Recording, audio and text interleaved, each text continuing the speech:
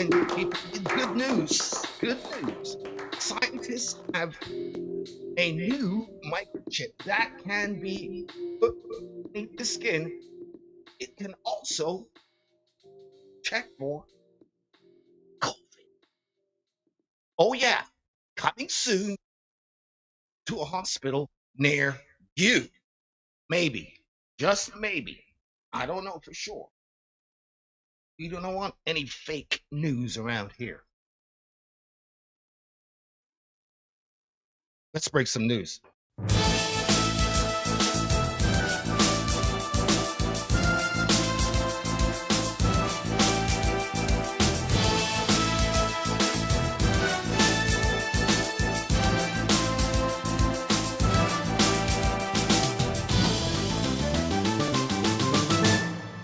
Scientists at the Pentagon are developing a microchip that can detect viruses in the blood, including COVID-19. The chip would be inserted just under the skin and alert the user if the coronavirus is present. And as she said, it will alert the user if the virus is.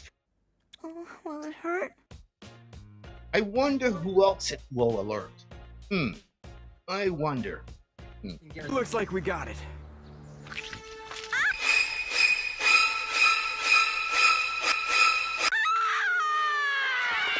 We're too late. To you, there will be hundreds of thousands of officers walking away the same day those orders come down. We don't protect and serve the government. We protect and serve the people. And I know this is all hypothetical, and I'm not, a big conspiracy theorist. But given everything that went down the last year, it's not too far-fetched anymore.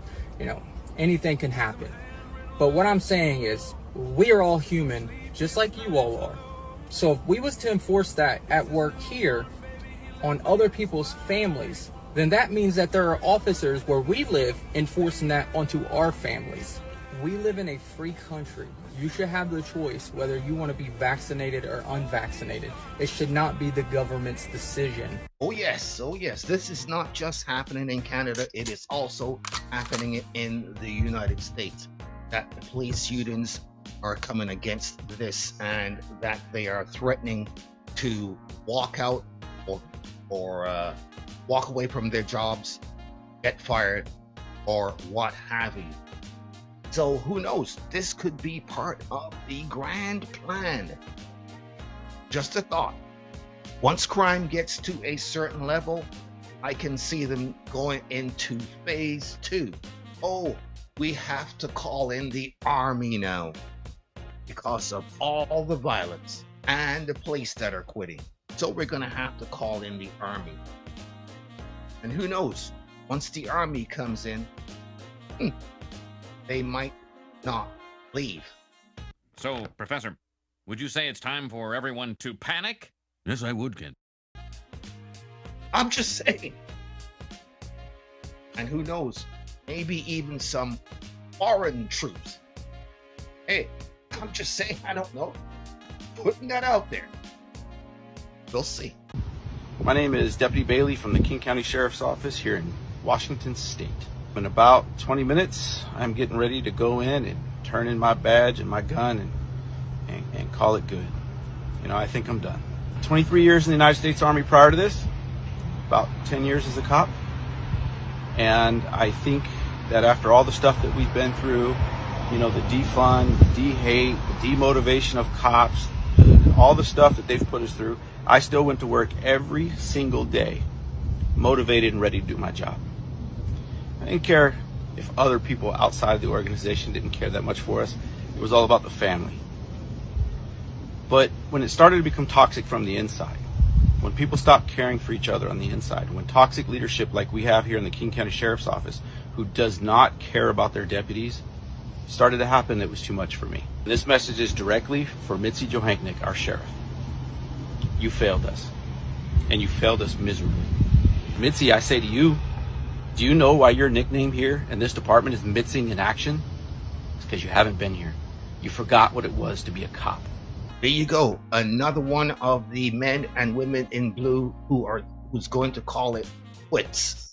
Dozens of Massachusetts state troopers handing in their badges over the state's vaccine mandate set to kick in on October 17th.